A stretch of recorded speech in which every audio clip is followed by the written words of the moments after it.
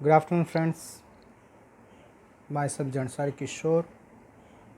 Today I will teach in Standard 10 the main book. The name of the book First Flight. The chapter number 4. The name of the chapter From the Diary of Anne Frank. Anne Frank is a girl. ये जो बात की है, ये diary है, ये अन्ने Frank ने सेकंड वर्ल्ड वॉर में जो उनके साथ इंसिडेंट हुआ था, उस टाइम जो हिटलर था, जिसने बहुत सारे लोगों को, जैसे ये जो एने फ्रैंक है वो एक जेविस गर्ल थी, जेविस यानी जाति है। तो ये जो हिटलर था ये जेविस लोगों को बहुत ही नापसंद करता था, जिसकी वजह से वो उसके ऊपर अलग अलग टाइप के वो टॉर्चर करता था। और ये जो जेविस लोग थे वो लोग बार बार अपना घर क्या करते थे, बदलते रहते थे। ओके, जैसे कि एक कंट्री है तो कंट्री में से एक स्टेट दूसरा स्टेट, इस तरह से बार बार वो अपनी जगह चेंज करते। उसका रीज़न ये था कि वहाँ पर जहाँ पर रहते थे वहाँ पर उनको पता चलता किसी को कि भी जेविस लोग हैं, तो उन पर टॉर्चर स्टार्ट हो जाता था। और कभी कभी तो उनको वहाँ से उठाकर ये कंसंट्रेशन कैंप ले जाते थे। भी कंसंट्रेशन कैंप यानी क्या है, तो वहाँ पर जिसको ले जाते थे उन पर टॉर्चर करते थे। वो इतना टॉर्चर करते थे कि मोस्ट ऑफ लोग वो टॉर्चर की वजह से मर जाते थे, कोई वापस आ सकता नहीं था। यहाँ पर ये जो राइटर है जिसने ये लेसन लिखा है, अन्ने फ्रैंक ने अपनी डायरी में लिखा है। अभी एक्चुअली ये जो डायरी, व्हेन अन्ने फ्रैंक वॉज 13 ईयर ओल्ड यानी 13 बर्थडे था, तब उसके फादर ने उसको एक डायरी दी। अभी वो डायरी जब उसको मिली तब उस टाइम उसका कोई प्लानिंग नहीं था, लेकिन जब ये जो एने फ्रैंक थे उसकी पूरी फैमिली को ये लोग कंसंट्रेशन कैंप ले गए। वहाँ पर उन पर बहुत ही टॉर्चर हुआ और अनफॉर्चुनेटली ये कंसंट्रेशन कैंप से ओनली एक ही इंसान उसकी फैमिली में बचा, वो थे उसके फादर, बाकी कोई बचा नहीं। इवन ये अन्य फ्रैंक भी टॉर्चर की वजह से वहाँ मर गई थी। अभी वहाँ पर जो जो चीज़ हुई थी कंसंट्रेशन कैंप में, जो रखते थे उसको सबको अलग अलग रूम में रखते थे और अलग अलग टाइम पर सब पे अलग अलग क्या होता था, टॉर्चर होता था।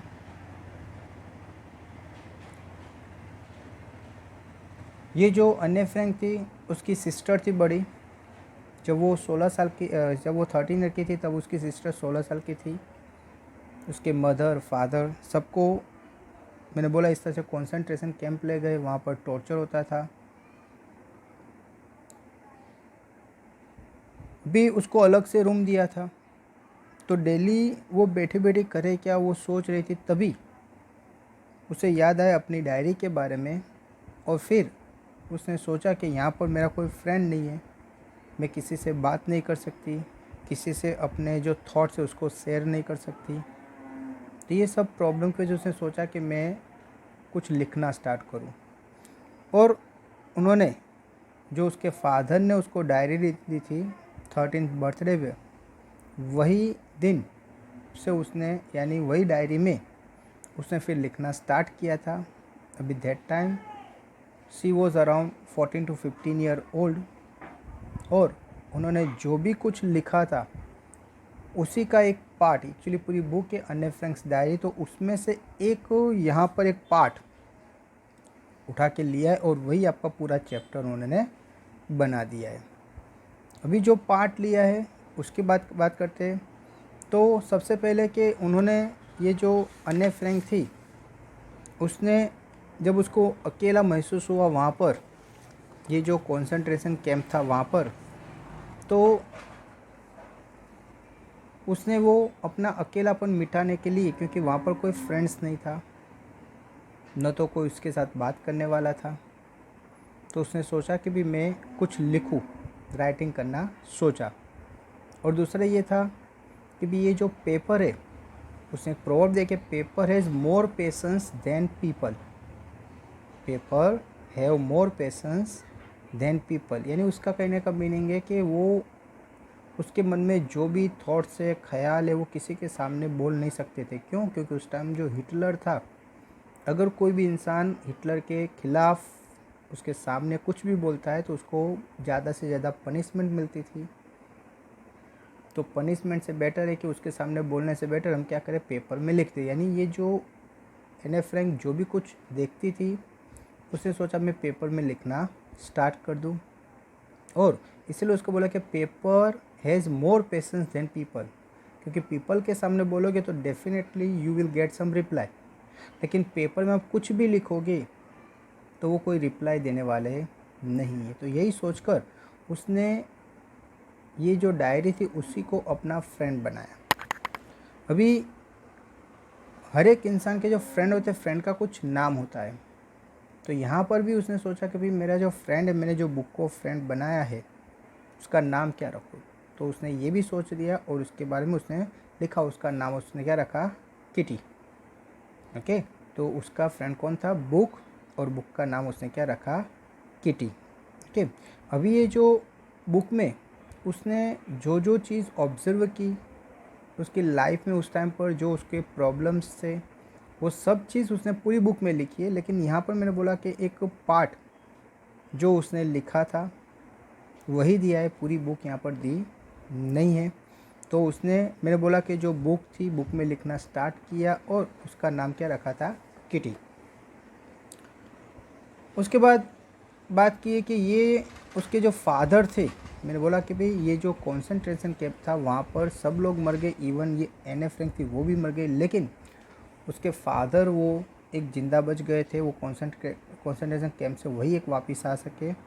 उस टाइम पर उनके हाथ में ये डायरी आई और वो डायरी को उन्होंने रीड किया और फिर उन्होंने सोचा कि भाई मैं उसको क्या करूँ, पब्लिश करूँ। ओके, यानी ये जो बुक पब्लिश हुई है आफ्टर एने फ्रैंक्स डेथ, एने फ्रैंक्स की डेथ होने के बाद ही ये बुक क्या हुई है, पब्लिश हुई है। और वो पब्लिश कराने वाले उनके फादर है, यानी उन शॉर्ट उनकी फैमिली में सब लोग मर गए थे और ये एक ओनली उसके फादर ही जिंदा थे और उन्होंने ये बुक क्या करवाई, पब्लिश करवाई।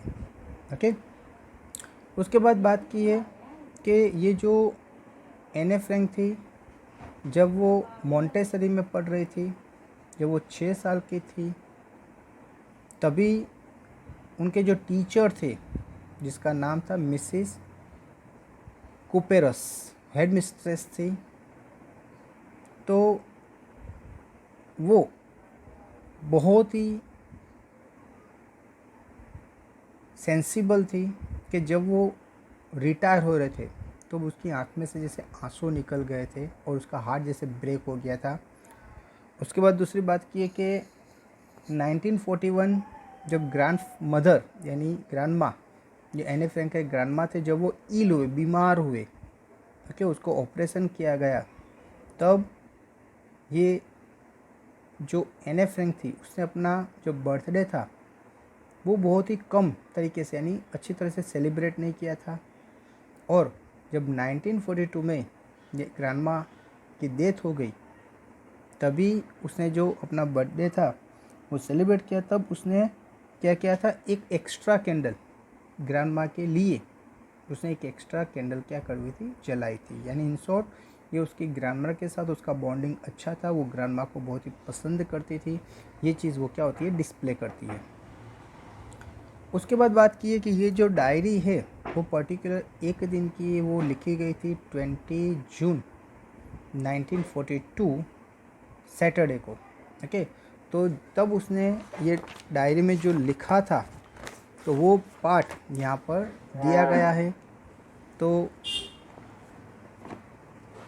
ये जो डायरी दी है उसने लिखा है डियरेस्ट किटी, यानी किसी और को नहीं लेकिन ये बुक को ही, ये डायरी को ही उन्होंने प्रोनाउंस करके, डायरी को ही उसने एड्रेस करके ये पूरी जो ये लेसन हमारा है वो दिया है।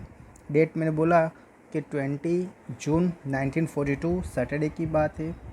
तो वो सब अपने चीज़ को याद करके वो बुक में क्या कर रही थी, लिख रही थी। तो ये एक ऐसा दिन था जिस दिन हमारे जो टीचर्स थे वो अनाउंस करने वाले थे कि भाई इन शॉर्ट रिज़ल्ट का डे था, जिसमें पता चलने वाला था कि भाई कौन लोग अभी आगे की क्लास में जाएगा और कौन लोग पीछे रह जाएंगे, दैट मीन्स फेल हो गए। अभी ये जो एने फ्रैंक थी वो जानती थी कि भाई मेरे क्लास में मोस्ट ऑफ स्टूडेंट बहुत ही डम है, डम है नहीं मीन्स के वीक है पढ़ने में। तो उसको लगा कि शायद हमारे जो स्टूडेंट उसमें क्वार्टर ऑफ आवर क्लास वो तो बैक यानी कैप्ट बैक यानी पीछे रह जाएंगे, शॉर्ट फेल हो जाएगा, ऐसा उसने सोचा। उसके बाद वो दूसरा एक सेंटेंस बोलते कि teachers are the most unpredictable creatures on earth. Okay, उसके हिसाब से तो इतने सारे जो बच्चे थे उसमें से क्वार्टर ऑफ द क्लास पीछे रहने वाला था, लेकिन फिर बोले कि भाई जो टीचर्स है वो सबसे मोस्ट अनप्रेडिक्टेबल क्रिएचर है, यानी उसके बारे में कुछ कह नहीं सकते। हम जो सोचते हैं उससे कुछ अलग भी हो सकता है। ओके, उसके सब पेपर्स अच्छे गए थे, लेकिन उसको भी एक डाउट था कि उसका जो मैथ्स सब्जेक्ट था वो बहुत ही वीक था, मैथ्स में वो बहुत ही वीक थी। और उनके जो टीचर थे मैथ्स में, ओके, जिसका नाम था मिस्टर कैसिंग, ये मिस्टर कैसिंग बहुत ही बार ये एने फ्रैंक को डांटा करते थे।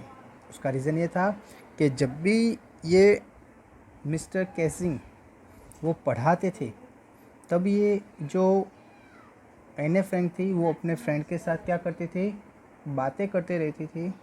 तो इसीलिए कभी कभी उसको चैटर बॉक्स कहा करते थे। और एक बार जब वो बहुत ज़्यादा बातें कर रही थी तो ये जो मिस्टर केसिंग थे उन्होंने एक एक्स्ट्रा होमवर्क दिया, किसी को नहीं लेकिन उसको ही दिया कि भाई आपको एक ऐसे लिख कर आना है। उसका टॉपिक था अ चैटर बॉक्स। अभी स्टार्टिंग में जब ये एने फ्रैंक ने सोचा कि भाई इसके बारे में क्या लिखूँ क्या लिखूँ क्या लिखूँ, सोच रही थी, कोई आइडिया नहीं मिल रहा था। ओके, लेकिन जब फिर उसने लिखना स्टार्ट किया उसने डिसाइड कि लिखना तो है ही। ओके, तो उसने अपनी थॉट्स को अप्लाई करने के बाद उन्होंने लिखना स्टार्ट किया। तो उन्होंने 3 पेज भर दिए। ओके, जब पहले उसको ऐसा था कुछ वर्ड्स नहीं मिल रहे थे कि क्या लिखूँ, ये टॉपिक के बारे में क्या लिखूँ, लेकिन फिर उसने सोचा कि भाई लिखना तो है, अपनी आइडिया को अप्लाई करके उसने लिखना स्टार्ट किया। तो उसने 3 पेजेस जो ये टॉपिक था, ये टॉपिक यानी चैटर बॉक्स के टॉपिक पे उसने 3 पेजेस भर दिए और उसमें उसने बहुत सारी बातें लिखी थी। तो जब उसने ये चीज़, ये जो ऐसे था वो एक पनिशमेंट था, और जब मिस्टर किसिंग ने ये उसको असाइनमेंट जो इसका ऐसा था वो चेक किया तो उसमें जो जो चीज़ लिखी थी वो सब उन्होंने पढ़ी। और वो पढ़ने के बाद उसमें जो लिखा था कि भाई ये जो चैटर बॉक्स है वो बोल रही है कि मेरी जो बातें करने की हैबिट है, चैटर बॉक्स में होता है बहुत ज़्यादा टॉकेटिव, तो उसमें बता दे भी ये हैबिट मुझे अकेले को नहीं है, क्योंकि ये जो हैबिट है मुझे अपने पेरेंट्स यानी उसकी जो मदर थी वो भी बहुत ज़्यादा टॉकेटिव थी। तो ये जो चीज़ है वो उसका प्रॉब्लम नहीं है, लेकिन वो उसको अपने पेरेंट्स की तरफ से मिला है, वो इनहेरिटेड ट्रेट से उसमें वो कुछ चेंज कर सकती नहीं है। यानी ये बहुत सारी ऐसे चीज़ उसने लिखी कि वैन मिस्टर किसिंग ने जब वो रीड किया उसकी जो आर्ग्यूमेंट्स थी ये चैटर बॉक्स के बारे में, तो वो भी हंसने लगे। ओके, वो उस टाइम तो हंसने लगे, फिर से सेकंड टाइम ऐसा हुआ कि फिर से उसने एक दिन उन्होंने छोड़ दिया, लेकिन दूसरे दिन फिर भी वो ज़्यादा बातें कर रही थी। तो अगेन ये जो मिस्टर केसिंग थे उन्होंने फिर से एक दूसरा कॉम्पो को लिखने का दे दिया, यानी दूसरे टाइम उसको पनिशमेंट दी। अभी इस बार उसका टॉपिक चेंज था, इस बार उन्होंने टॉपिक चेंज किया। इस बार उन्होंने टॉपिक क्या रखा था, an incorrigible chatterbox. Okay, अभी ये जो टॉपिक मिला तो ये टॉपिक भी उसके लिए तो नया ही था, तो फिर से उसने सोचा कि भाई क्या करूं। लेकिन आगे जो चैटर बॉक्स के बारे में लिखा था तो उसने सोचा कि वो जिस तरह से मैंने लिख दिया तो उसके बारे में मैं क्या करूँगी, लिख दूँगी। तो इस बार भी उसने क्या किया, उसके बारे में सोचकर उसने लिखना स्टार्ट किया, और उसने वो भी जो कॉम्पो था, जो टॉपिक दिया था एन इनक्यूरेबल चैटर बॉक्स, वो टॉपिक उसने लिख दिया। जब ये टीचर ने वो भी पढ़ा तो भी वो खुश हुए। फिर से ओनली नॉर्मल पढ़ाई स्टार्ट हुई। फिर से एक बार जब ये एने फ्रैंक बहुत ही ज़्यादा बातें कर रही थी, ये मिस्टर केसिंग का लेक्चर था, और मिस्टर केसिंग थे बहुत ही एंग्री हुए, गुस्से हुए, और उन्होंने फिर से थर्ड टाइम ही punished her by giving the essay. इस टाइम पर उसको एक टाइटल मिला, जो टाइटल का नाम था quake quake quakes said mistress chatterbox. ये थर्ड टॉपिक उसको मिला। अभी ये जो टॉपिक जब उसको मिला तो पूरी क्लास चिल्लाने लगी। ओके, ये राइटर थी यानी जो एने फ्रैंक थी वो हंसने लगी। ओके, और उसने ये टॉपिक भी क्या किया, एक्सेप्ट कर दिया। तो उसने सोचा कि भाई ये जो टॉपिक है उसको मुझे कुछ अलग तरीके से लिखना है, क्योंकि अभी तक तो वो जो लिखती थी वो नॉर्मली लिखकर एक कॉम्पो जैसा बनाकर दे रही थी, लेकिन अभी वो सोचती है कि भाई मुझे ये जो कॉम्पो है वो कुछ अलग तरीके से लिखना है, कि जिसकी वजह से ये जो मिस्टर केसिंग है वो नेक्स्ट टाइम मुझे कॉम्पो भी नहीं दे और मेरी बात से क्या हो जाए, सेटिस्फाइड हो जाए। तो उसकी एक फ्रेंड थी जिसका नाम था सैने। तो सैने के पास गई और उसने कि जो एक गुड पोइट्री राइटर थी यानी पोइट्री लिखती थी, उसने उसको हेल्प की, क्योंकि इस बार वो जो कॉम्पो लिखना चाहती थी वो प्रोज की तरह नहीं लेकिन पोइट्री की तरह उसने सोचा मैं लिखूं। तो इसी की वजह से वो सैने के पास गई और उसने आइडिया दिया, और इस तरह से उसने इस बार ये जो थर्ड टॉपिक था quake quake quake said mistress chatter box, ये टॉपिक उसने इस तरह से बनाया। अभी उसने एक पूरी पोएम बना दी। पोएम बहुत ही ब्यूटीफुल थी। उसमें एक बात की थी कि एक मदर डक थी, एक फादर स्वान थे, ओके, और उनके 3 बच्चे थे, डकलिंग थे। ओके, अभी ये जो फादर स्वान थे वो एक दिन बहुत ही गुस्से हो गए। क्यों? क्योंकि ये जो डकलिंग, बेबी डकलिंग थे वो पूरा दिन क्वैक क्वैक करते रहते थे। तो वो गुस्से होकर उन्होंने ये तीनों जो बेबी डकलिंग को था क्या किया, मार डाला। ओके, अभी ये जब उसने स्टोरी बनाकर मिस्टर किसिंग को दी, जब उसने वो पढ़ा तो उसको समझ गया कि भाई ये कोई जोक नहीं है, लेकिन राइट है यहाँ पर ये जो उसने स्टोरी बनाई थी वो स्टोरी में उसने अपने आप को बेबी डकलिंग माना था। मिस्टर किसिंग था उनको फादर यानी जो फादर स्वान थे वो पोस्ट पे लिया था। यानी इन शॉर्ट वो समझ गया कि भाई ये जो लड़की है वो मुझे ये स्टोरी से क्या कहना चाहती है। ठीक, क्योंकि उसकी हैबिट थी, जो डकलिंग होते उसकी हैबिट ही होती, वो कितना भी कर लो लेकिन वो क्वैक क्वैक करना कभी छोड़ेंगे नहीं। इन शॉर्ट वो उसको इन्फॉर्म करती है कि भाई मैं एक डकलिंग जैसी हूँ, आप कुछ भी करो लेकिन मेरी जो बात है वो कभी कम होगी नहीं। लेकिन उसने वो चीज़ एक स्टोरी की तरह कही, और जिसकी वजह से ये जो मिस्टर किसिंग थे उसको ये बात अच्छी लगी, और उसके बाद उन्होंने कभी भी ये जो एने फ्रैंक थे उसको कभी एक्स्ट्रा होमवर्क, जैसे ये पनिशमेंट के तौर पर उसको जो कॉम्पो दिया जाता था वो कभी दिया नहीं। ओके, इन शॉर्ट वो समझ गए कि भाई ये जो चीज़ें जो छोटे बच्चे हैं नहीं वो उनके मन में होता नहीं है, लेकिन ये उनकी आदत हो जाती है। और इन शॉर्ट ये जो अने फ्रैंक थे उसकी आदत थी। अभी आदत में कभी भी चेंज हो सकता नहीं है, और इसकी वजह से उन्होंने फिर बाद में कभी भी ये अने फ्रैंक को कभी भी एक्स्ट्रा होमवर्क नहीं दिया उसकी बातें की वजह से। लेकिन वो चीज़ उसने जैसे एक्सेप्ट कर ली कि भाई ये अभी ऐसे ही रहेगी, उसमें कोई चेंजेस होने वाला नहीं है। ओके फ्रेंड्स, तो उसके बाद उसने योर्स एने लेकर यहाँ पर ये जो एक डायरी थी उसने कंप्लीट की है। ओके, तो ये जो लेसन है उसमें से हमें क्या सीख मिलती है कि जो एक एने फ्रैंक नाम की लड़की थी जिसने अपनी लाइफ की स्टोरी एक डायरी में लिखी थी।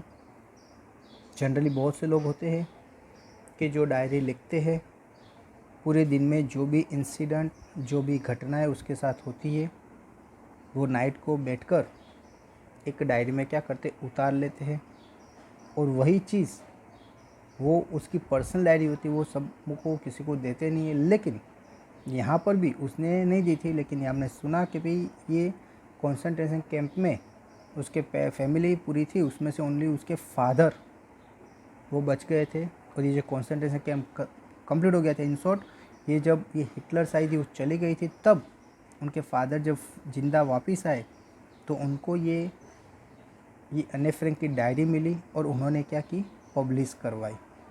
तो यहाँ पर ऐसे बहुत सारे इंसिडेंट उसने, क्योंकि वो अकेले बैठे रहती थी, टाइम किस तरह से बिताना है, तो वो हर एक चीज़ को क्या करती थी नोट डाउन यानी लिख देती थी अपनी डायरी में।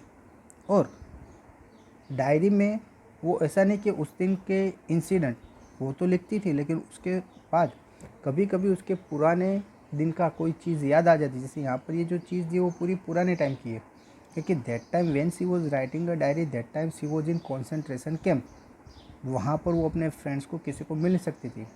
लेकिन यहाँ पर उसने जो बात की वो उसके स्कूल टाइम की, जब वो स्कूल में जाती थी तो उस टाइम की उसने एक बात यहाँ पर पूरी डायरी में दिखाई है। ओके फ्रेंड्स, आई होप कि ये जो स्टोरी है पूरी आपको पता चल गई होगी।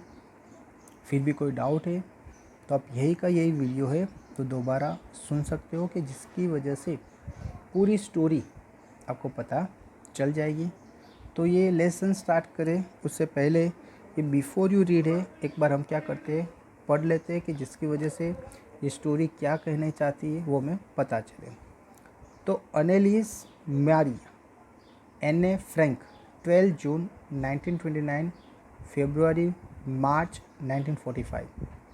तो एनेलिस मारिए ये अने फ्रैंक वो 12 जून 1929 को फरवरी मार्च मंथ है 1945 का टाइम है was a German born Jewish girl. Okay, तो ये जो लड़की है उसका जन्म हुआ था एक जर्मन में, यानी जर्मन बॉर्न है, जर्मनी की है, और उसकी जो कास्ट वो जेविस गर्ल, जेविस नाम की एक प्रजाति है, उसमें उसका जन्म हुआ था। वो wrote while in a hiding with her family in 4 friends in Amsterdam during the German occupation of the Netherland in world war 2। तो ये जो लड़की थी जब ये सेकंड वर्ल्ड वॉर हुआ तब हाइडिंग विथ हिज 4 फैमिली, जो अपने फैमिली के साथ कहीं छुप गई थी, और उनके 4 फ्रेंड्स थे कहाँ पर एम्स्टर्डम में। तो ड्यूरिंग जब ये जर्मनी ने नेदरलैंड को क्या किया था ऑक्यूपाइड यानी उसको जीत लिया था। ओके, और उस टाइम पर ये जो जेविस गर्ल थी वो वहाँ पर नेदरलैंड में रहते थे, और उस टाइम पर जो हिटलर था ये जेविस लोगों को बहुत ही ज़्यादा परेशान करता था, उन पे बहुत ही ज़्यादा अत्याचार करता था। ओके, ये लोग छुपकर अपना दिन बिता रहे थे, लेकिन फिर भी वो लोग अगर कहीं भी कोई जेविस लोग मिलते थे तो उसको पकड़कर वो कहाँ ले जाते थे, वो कंसंट्रेशन कैंप ले जाते थे। ओके, तो ये सेकंड वर्ल्ड वॉर की बात है। Her family had moved to Amsterdam after Nazis gain power in Germany. तो जब नाजीज ने पावर लिया जर्मनी में, यानी when he become a ruler, तो ये जो फैमिली थी वो मूड कहाँ पर हो गई, Amsterdam. Okay, but were trapped when the Nazi occupation extended into the Netherland. लेकिन वहाँ से नेदरलैंड वो चली गई, लेकिन वहाँ पर भी जो एम्स्टर्डम था वहाँ पर, ये न्यूजीलैंड नेदरलैंड में थे, तो वहाँ पर भी क्या हुआ कि ये नाजी ने अपना जो रूल था वो एक्सटेंडेड किया, यानी बढ़ा दिया। वो नेदरलैंड को भी उसने क्या कर दिया, कवर कर लिया। Persecutions against the Jewish population increase. उसने देखा कि जेविश पॉपुलेशन वहाँ पर बढ़ रही थी। The family went into hiding in July 1942 in hidden rooms in her father Otto Frank's office building. तब ये लोग क्या करते थे, ये लोग उन पर अत्याचार करते थे, टॉर्चर करते थे, तो उसकी वजह से ये लोग क्या करते थे, अपने आप को कहीं ना कहीं छुपा देते थे। तो यहाँ पर जो अने फ्रैंक की फैमिली थी वो अपने फादर का एक ऑफिस थी, ओके, उसका फादर का नाम क्या था, ओटो फ्रैंक्स। तो वहाँ पर उसने अपने आप को क्या किया था, वो रूम में छुपा कर रखा था। आफ्टर 2 years इन हाइडिंग, 2 साल तक वहाँ पर छुप कर वो बैठे रहे। आफ्टर 2 years एंड 2 साल तक वो छुप कर बैठे रहे। The group was betrayed and transported to the concentration camp system. अभी जो पूरा ग्रुप था, यानी वो अकेले नहीं थे, उनकी फैमिली पूरी थी, लेकिन उसके साथ साथ दूसरे भी जो फैमिली के लोग वहाँ पर छिप कर रहे थे 2 साल से, उन लोगों को जब वो पकड़ा गया तो सब लोगों को ट्रांसपोर्टेड कहाँ गया, कॉन्सेंट्रेशन कैंप में ले गए। कौन ले गया, तो नाजिस के जो लोग थे वो, ओके। वेयर अन्य डाइट, जहाँ पर अन्य का डेथ हो गया, यानी वो मर गई। क्यों, क्योंकि मैंने बोला कि वहाँ पर बहुत ज़्यादा टॉर्चर होता था। वहाँ पर टॉर्चर की वजह से मोस्ट ऑफ लोग जिंदा वापस घर जा सकते नहीं थे। Of typhus in Belsen, okay, of typhus in Bergen Belsen within days of her sister Margot Frank. अभी ये जो एने फ्रैंक थी उसकी सिस्टर का नाम था Margot Frank, okay. Her father, उसका फादर का नाम था Otto. The only survivors of the group, okay, उसके जो फादर थे ओटो वही एक सर्वाइवल थे, यानी इन शॉर्ट वही बचे। ये पूरा जो ग्रुप था सबको कॉन्सेंट्रेशन कैंप ले गए, वहाँ पर उन पर बहुत ज़्यादा टॉर्चर किया गया, लेकिन वहाँ पर कोई बचा नहीं। अन्य फ्रैंक भी वहाँ पर मर गई। ओनली उसके जो फादर थे ओटो, वही वो ग्रुप में ओनली सर्वाइवर थे, वही बचे। रिटर्न टू एम्स्टर्डम, और ये जब कंप्लीट हुआ तब वो एम्स्टर्डम में वापस आए। आफ्टर द वॉर एंडेड, कब, जब वॉर क्या हो गई, एंड हो गई। To find that her diary had been saved, तब उसने देखा कि अन्य फ्रैंक की डायरी पड़ी हुई थी, उसको मतलब उसके फादर को मिली। Convinced that it was unique record, उसको लगा कि ये एक यूनिक रिकॉर्ड है। He took action to have published in the English under the name the diary of a young girl. तो उन्हें सोचा कि भी किसी भी तरीके से मुझे ये मेरी जो लड़की की जो बुक है, ओके, तो convinced that it was in unique record, उसने जब पढ़ा तो उसको लगा कि ये यूनिक है। He took action to have it published in English under the name the diary of the young girl. तो उन्हें सोचा कि भाई ये बुक को मैं क्या करूँगा, पब्लिश करूँगा, और उसका नाम क्या रखूँगा, the diary of young girl. तो ये नाम रखकर उसने सोचा मैं उसको क्या करूँ, पब्लिश कराऊँ, क्योंकि उसने जो बुक पढ़ी तो उसको वो यूनिक लगी। यूनिक क्यों लगी, क्योंकि ये जो एक लड़की थी, she was only 14 to 15 year old, लेकिन जब उसने ये पूरा लिखा था, ओके, जो चीज़ लिखी थी, जैसे कोई बड़े इंसान, कोई एक्सपीरियंस पर्सन जो लिखता है, इस तरह से उसने पूरी बुक लिखी थी कि जिसकी वजह से उसके फादर भी सरप्राइज हो गए और ये चीज़ उसको यूनिक लगी। इसीलिए उन्होंने डिसाइड किया कि ये जो बुक है मैं क्या करता हूँ, पब्लिश कराता हूँ। और वो नाम भी उसने अपनी लड़की का नाम रखा कि diary of young girl, okay, diary of young girl. उसने अपने लड़के का नाम अन्य फ्रैंक ने दिया था, लेकिन डायरी ऑफ यंग गर्ल इस तरह से उन्होंने पूरी बुक क्या कि पब्लिश कराने के लिए सोची। ओके फ्रेंड्स, तो यहाँ तक ये मैंने जो आपका फर्स्ट वीडियो है जो कंप्लीट होता है। अभी जो नेक्स्ट वीडियो है उसमें मैं यहाँ से पहले ये जो बिफोर रीड में ये लास्ट पैराग्राफ बाकी है वो, उसके बाद मैं लेसन क्या करता हूँ, स्टार्ट करता हूँ। ओके फ्रेंड्स, तो ये लेक्चर के बाद आपको जो एक PDF दी जाएगी जिसमें कुछ क्वेश्चन दिए होंगे वो आपका होमवर्क है वो आपको करना है। Okay friends, thank you very much to listen me carefully.